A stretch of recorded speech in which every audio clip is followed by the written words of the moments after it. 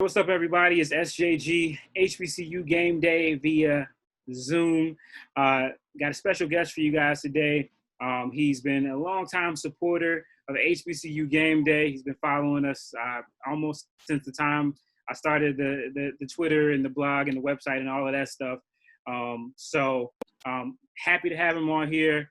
He is a proud Delaware State alumnus. He's a trained journalist. He's the founder of First State Hoops Report. He and I also bond over a love of old school R&B music. So I'm really happy to have this gentleman on here today to talk a little bit of MEAC football, a little bit of MEAC sports, a little bit of Delaware State, and maybe a little bit more thrown in, who knows. Without any further ado, we've got Chris Stevens. Chris, say hello to everybody.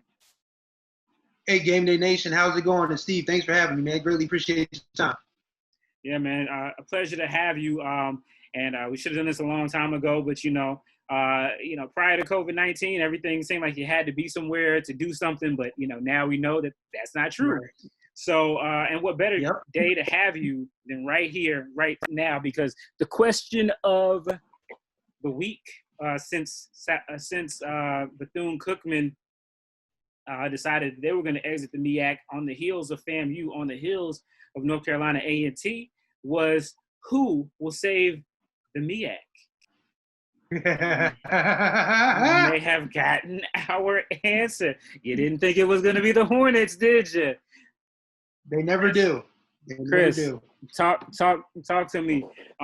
So the news came out today that for the time being, the words, there were a couple different meetings, but the president, Dr. Allen, came out and said that for right now, Delaware State will remain in the MEAC as long as it's a viable conference in some circles I saw.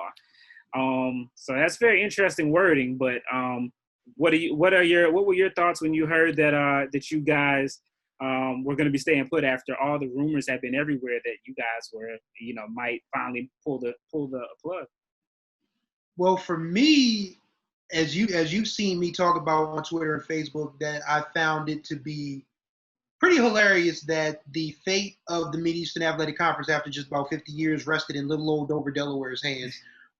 Way up there. I understand, what President Allen is, because we're actually at an interesting point in our university's, life right now. We're actually there's a smaller college called Wesley College, which is down the street from us, that we're on the verge of purchasing. Yeah, showing a little flex in the words of one of my favorite TV shows, Avon Barksdale of the Wire. You're showing a little flex. A little bit. And I feel like Dr. Allen has it, to the point where DSU is finally starting to get on equal footing with University of Delaware from an academic and a social standpoint.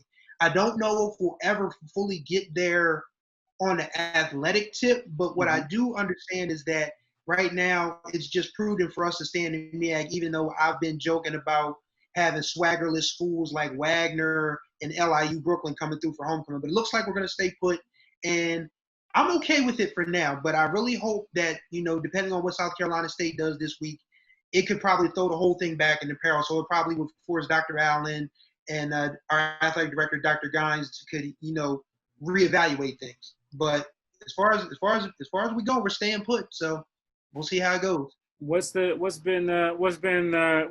feeling from the other alumni over there at DSU that you've talked to? Do you feel like now that North, they've been in the MEAC for half a century since it started, but do they feel like that now, maybe with North Carolina A&T out of the mix, and even though there were long trips, FAMU and Bethune-Cookman, is it the same old MEAC? Or it's obviously not going to be the same old MEAC anymore, but how do people feel about the changes that are going on up there? I feel like I've only talked to one alum. That's a gentleman that I'm actually going to be working on a project with pretty soon. We talked about it at length. He actually used to be on the board of trustees during the Sessoms era, Norman Oliver. And we talked about, moving down to the CIAA, moving to Division II, saving ourselves some money, and still playing some competitive football and basketball. I was on board with that, but I feel like the same old MEAC only applies to those of us who are around in the early 70s, because if you'll recall, Bethune-Cookman and FAMU didn't come on until 79, 80, thereabouts. Hampton came along in the 90s. Norfolk State came along in the 90s. Of course, A&T is the one that we're probably going to be hurt the most by losing, because they were a charter member with us. And I can't, fault them for wanting to raise their profile, because they have done like yeoman's work in terms of, raising that football profile, becoming, a gold standard for Black college athletics. And it really isn't too much more you can do in the MEAC when you've already won like 4 of the 5 Celebration Bowls or what have you. So I give A&T all the credit. FAMU and Bethune-Cookman are saving money, staying in the Southwest or the Southeast, or Southeast and Southwest, actually. So, I give all of them. Oh, no, go ahead. Oh, sorry. I was saying I give all of them the credit, and I just feel like, whatever happens with DSU and the MEAC from here on out, it's going to be sink or swim. So it's going to be an interesting time to see, what develops from this. Yeah, no doubt. Because when we talk about that Commissioner Thomas, Dr. Thomas had the conversation the other day, and they were talking about how they were one football school loss away from losing Division I status FCS wise as a conference. Now they would have had a little bit of time for that, but you got, and at that time the rumor was still going out that you guys might be it. So you guys kind of held all the cards. And it's funny that you mentioned FAMU, because I have to say this. This is something else that I wanted to talk to you about. When FAMU decided they were going to move to the SWAC, and in their presentation, their AD Courtney Gaucher, he talked about the travel, and the travel is definitely probably, out of all the problems that MEAC has, it's probably, if it's not one, it's definitely 1A, just because, again, the conference at this time has gone from Delaware to Florida. And I said here in the Carolinas, we're kind of going up and down all the way, but you guys feel like you guys kind of get scapegoated a little bit on that. There was, how do you guys feel about that when you say when they use for leaving the MEAC? Well, you're not going all the way to Dover, Delaware anymore. You know what I mean? How do you guys feel about that? Is it is it par for the course? What do you think about it? It's disappointing from the standpoint that we're all supposed to be a family. HBCUs are supposed to stick together. It's what, it's how we came to be through like the Moral Act. It's how our conferences came together. Of course, the CIA, why do I keep saying CIA? I'm obviously thinking about Feds. I'm thinking about the FBI, man, but whatever. The CIAA, started as the Colored Intercollegiate Athletic Conference back in 1912. Right. So obviously, survival has always been our kinship, and it was disappointing to hear FAMU's AD kind of, take pot shots at Dover, like Delaware State had a choice in the map of where we're located. So that was disappointing for me, and that's why I got such a kick out of, when the NEC rumors popped up, everyone was like, oh my God, Delaware State is going to be in the MEAC. And I'm going to tell you what, I was like, I love to see it. So y'all got these jokes about Dover, Delaware. You need Dover, Delaware to keep your butt out the bacon. So yes, DSU saves the MEAC. So as long as we have this understanding now that it's us against the world, it's literally like being on the hill of Iwo Jima. You got to do it or you're going to die. So it was disappointing, and I feel like now that the programs that kind of sort of like, we talk about Black Ivies all the time, with Morehouse, with Hampton, Spelman, Clark Atlanta, Howard, and so on. I feel like now the Black Ivies of the South have kind of established where they're going to go. Everyone else that's left can figure out what is the best course of action for them. If it's to stay together, that's fine. But if it's to split apart, you have to make moves quickly.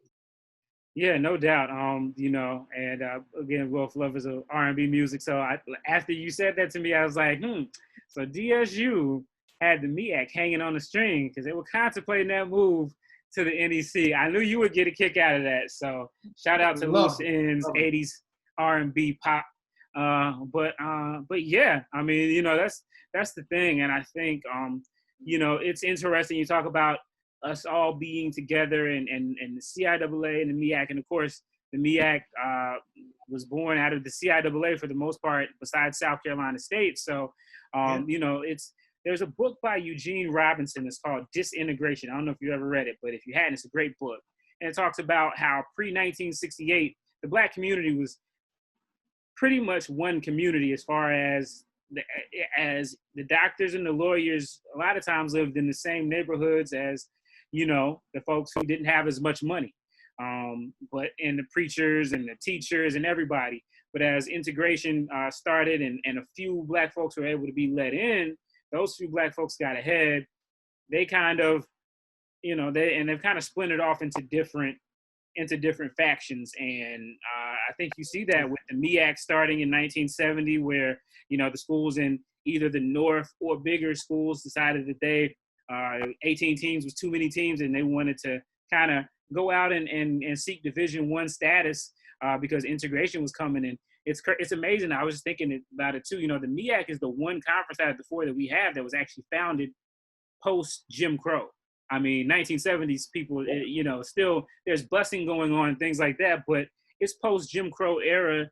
You know, it's also the era of James Brown and his what was it, black capitalism that Nixon was pushing. And you know, in that you have some of the schools saying, hey, you know what, we're not getting enough recognition here. We got 18 schools, we're going to do our own thing. And now here you have 50 years later, these same schools are kind of looking at the landscape of things, and it's like, well, you know, we moved into this neighborhood, but this neighborhood that we've moved into, it's expensive. Are we getting as much bang for our buck?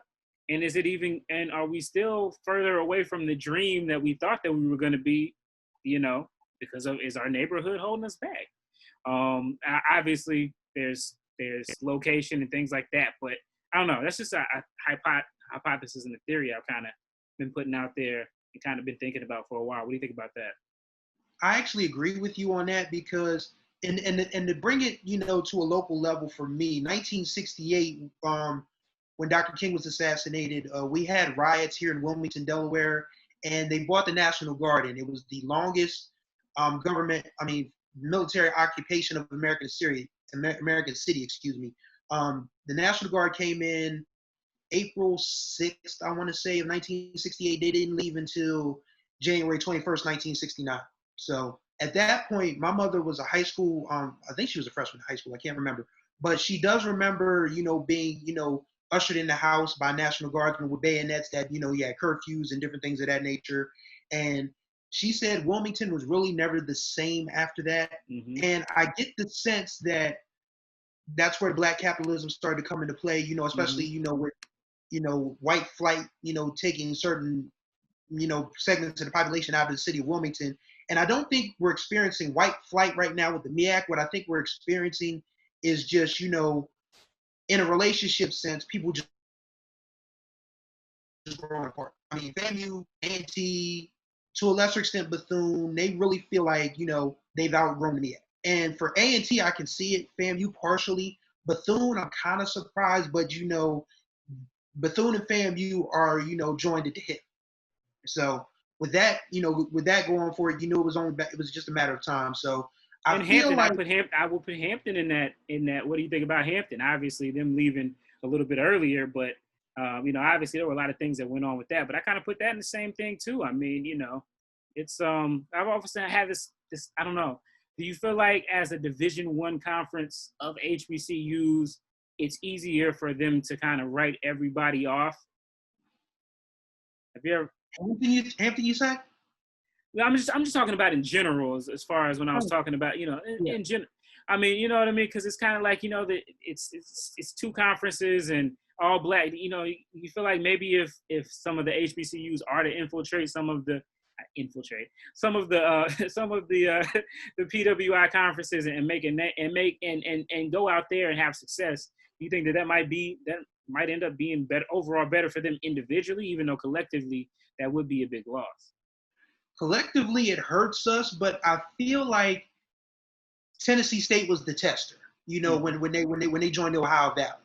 I kind of figured that at some point, if Tennessee State, because I still get a kick out of the meme you posted of Ebony from Players Club, I just came TSU, for the classic. about TSU joining the SWAC, and they just here for the classics. And I knew once they joined the Ohio Valley that at some point other schools of a similar pedigree were going to try it. Like Hampton, granted, I have my misgivings and my opinions on Bill Harvey anyway, but that's totally unrelated to the conversation.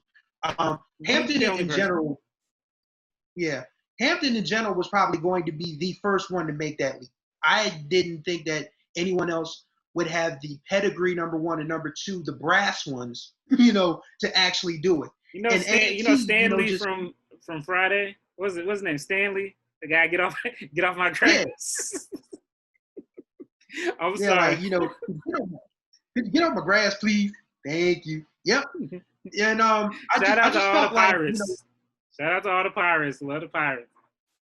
Yeah, we love Hampton, but I knew it was going to be them that was going to make the first overture. People had long been saying DSU because under Alan Sessoms, who literally tried to whiten the university up, people would make jokes about DSU being the white HBCU in the MEAC, and that we were going to be the first ones to leave. But I always thought Hampton was going to be the first one to kind of explore the PWI avenue. And then once A&T got their ducks in a row, I was like, okay, now it's really becoming real to me. And then once FAMU joined the SWAC, I said, oh my God, we are a dead conference walking, because I knew Bethune-Cookman was going to follow. Now that DSU has said, okay, we're going to try to make this work, it kind of gives, the couple signature programs we have left, the Howards, the South Carolina States, the North Carolina Centrals, the Morgans, to say, all right, let's see what we can do with this. And I feel like you've discussed it. I still like Brian Simpkins' idea of, all the things that he laid out on you guys' website. Like, that was just amazingly well done. That, shout out to him. That we should pursue some different avenues in terms of moving down, starting new conferences here and there, consolidating, schools from different conferences and different things like that. But to me, right now, it's just the time of influx, time of change. And what happens from here, we all probably just gonna have to watch together and see what happens. Right. So, okay, we talked a lot about the future and things we don't know and things like that, and a little bit of that, everything like that. So you've been around HBCU and MEAC sports for a while. So I asked you a little bit earlier to give me your top 5 MEAC quarterbacks. What years were you at DSU? 2001 to 2007. I spent way too much time there. Hey, man, some of us are redshirt seniors. You know what I mean? Some of us take that. I use both of my red shirts. Hey, man, use all the eligibility you got, because clearly adulthood sucks. But so you got a chance to see a lot of MEAC football. So yeah, why don't you give us your top MEAC quarterbacks, and let's see what you got. Oh, so we talking all time now. Or that you've seen. I'm sorry, that you've seen. Yeah, I'm sorry. I did make that. Well, I still watched the MEAC, after graduation. But the guys that were like beasts when I played was the guy that first comes to mind, like off the top of the dome immediately, is Alan Suber of Bethune-Cookman. When he ran that wide bone, it was like unbelievable. And that is probably one of my favorite games that I've ever covered, because we ended up losing 27-13. And early October in Dover, Delaware is still kind of warm. Right. But the legend, the icon, the absolute high fashion maven, Mr. Alvin Wyatt Sr., had a polyester Alvin Bernard Wyatt Sr. Got to give it all to him there. Okay, Alvin Bernard Wyatt Sr. He came through with the polyester jumpsuit, the gold chains, the snakeskin boots, and he didn't break a sweat. I mean, the rest of us was hot as all get out. He was just sitting there in the press conference, just as cool as a cucumber. But yeah, Alan Suber would probably be up there. Bradshaw Littlejohn at Morgan State, they called him the Big Show with good reason, 6'4", 260.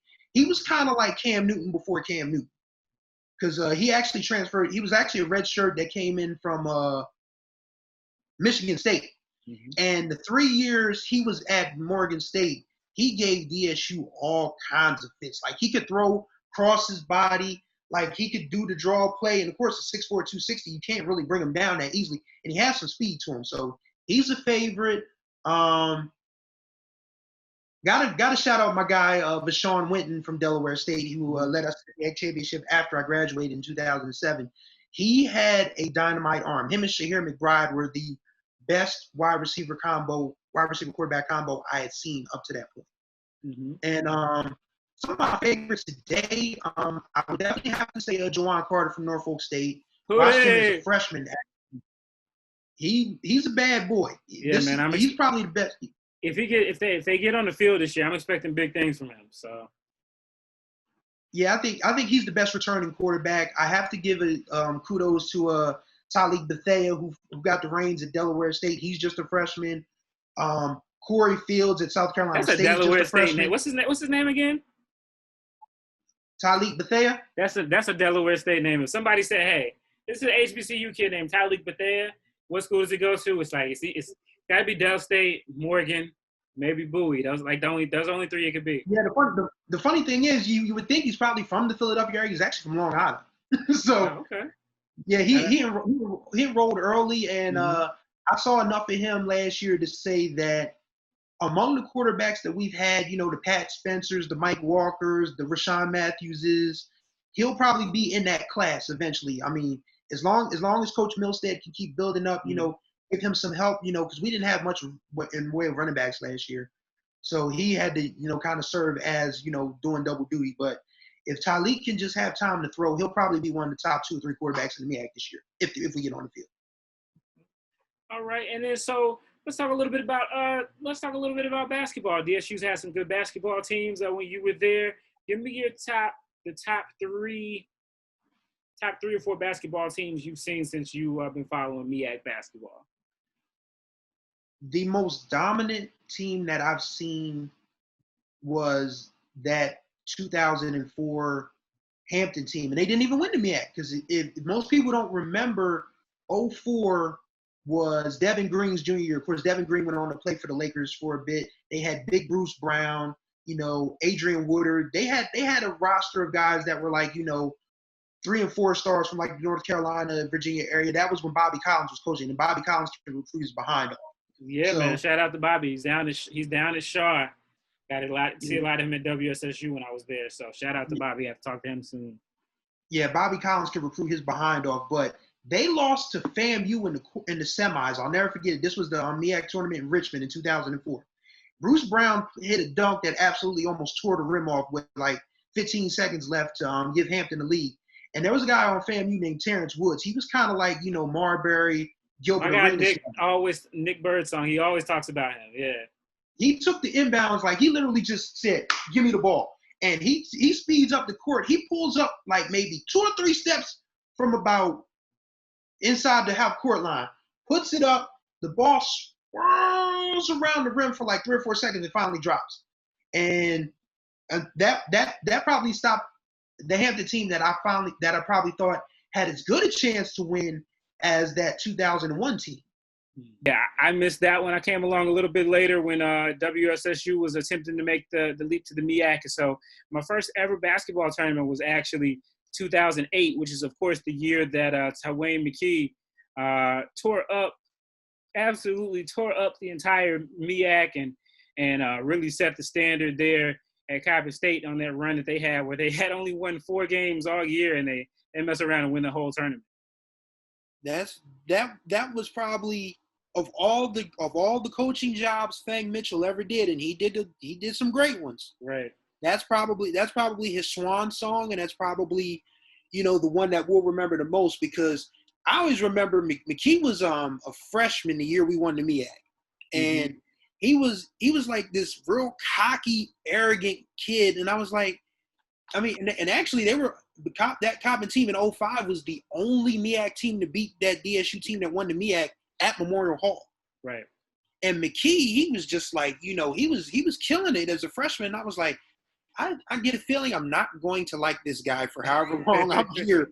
But He turned out to be one of Fang's final great finds. And that MEAC tournament where they beat Morgan State in the final, and Todd Bozeman just, was beside himself because just melted. Yeah, it was just Ty Wayne was on another level that night. Right. The entire tournament, actually.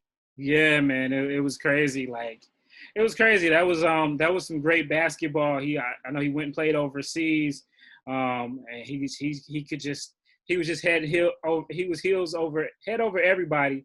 Not to mention, it didn't hurt that he was playing in the Nike Air Penny 2s, which is my favorite shoe that I've actually ever owned at all. That was 12 years before that came out. So some great memories, man. Always. And like I said, I really just wanted to appreciate you for being one of the first, real advocates for HBCU Game Day way back when, man. It's great. Even as the numbers continue to grow, man, folks like you, my guy, Kid Harless over at A&T, and so many of the guys, folks who have been down since day one, I really appreciate you guys. Just celebrated our 8th birthday. And from so much of that, guys, you have been a part of it and really helped this thing grow. So I appreciate that. I appreciate you for allowing me to take some of your time, and going forward, if there is football to be played in MEAC this year, who do you have winning? I really was going to say FAMU, but then I remembered that Ryan Stanley graduated. So I think A&T is probably going to be the one to finish the MEAC as we know it. After that, it's anybody's guess, but I really think A&T goes on to another Celebration Bowl. Who they'll see on the other side, I'm going to go ahead and say that it will be Prairie View. Prairie View. I'm going. Wait a minute. They can't. Wait. Oh.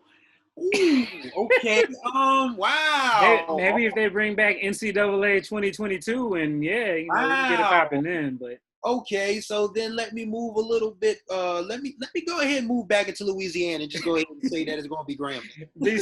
Be safe, my brother. Be safe. Better to be safe than sorry, because I didn't know. Yeah, man. Howard. We saw how that went. We saw kind of how that went down.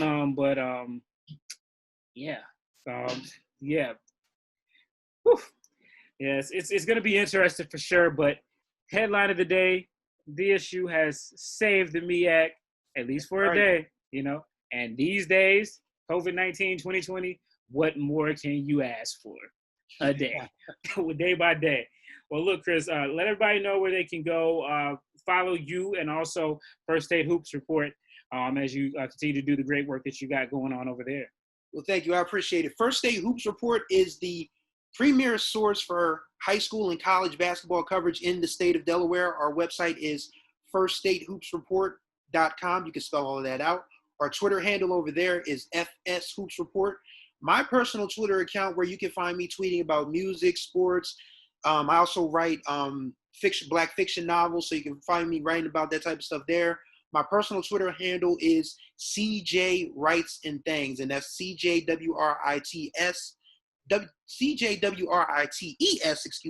letter N and the word THANGS. You can find me cutting up and doing all sorts of foolishness over there. So just come along for the ride. Awesome. Well, look, man, I appreciate you so much. Thanks for joining us, and we'll have to do it again sometime. Who knows? We will remember this day, June 30th, 2020, as the day that DSU saved the MEAC. A day that will forever live in infamy. Thank you, Stephen. Greatly appreciate your time. Appreciate you, brother.